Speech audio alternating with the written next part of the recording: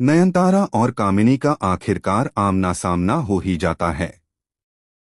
इस मुलाकात के साथ ही कहानी में एक बड़ा तूफान खड़ा होने वाला है। कामिनी बिना किसी झिझक के सामने आकर सुरजो पर अपना हक जताती है और ऐसी डिमांड रख देती है जिसे सुनकर हर कोई हैरान रह जाता है। कामिनी साफ साफ कहती है कि उसे सुरजो चाहिए और वो किसी भी कीमत पर पीछे हटने वाली नहीं है। इसी बीच कहानी में एक और बड़ा ट्विस्ट आता है जब सबके सामने शाबली सुरजो को किस कर देती है। यह नजारा देखकर हर कोई सन्न रह जाता है। सबसे बड़ा झटका नयनतारा को लगता है, जिसे ऐसा महसूस होता है जैसे उसके पैरों तले जमीन खिसक गई हो। सवाल उठने लगते हैं कि क्या सुरजो सच में नयनतारा को धोखा दे रहा है या इसके पीछे कोई और सच्चाई छुपी हुई है।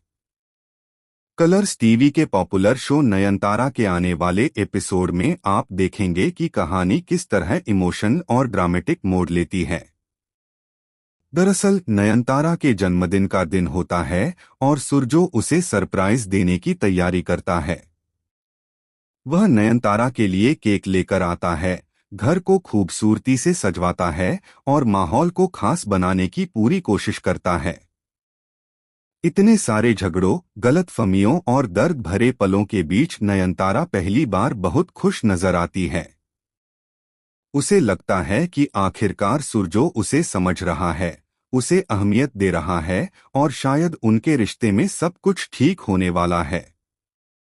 नयनतारा के चेहरे पर जो मुस्कान होती है वह यही बताती है कि उसे अब थोड़ी सी उम्मीद नजर आने लगी है।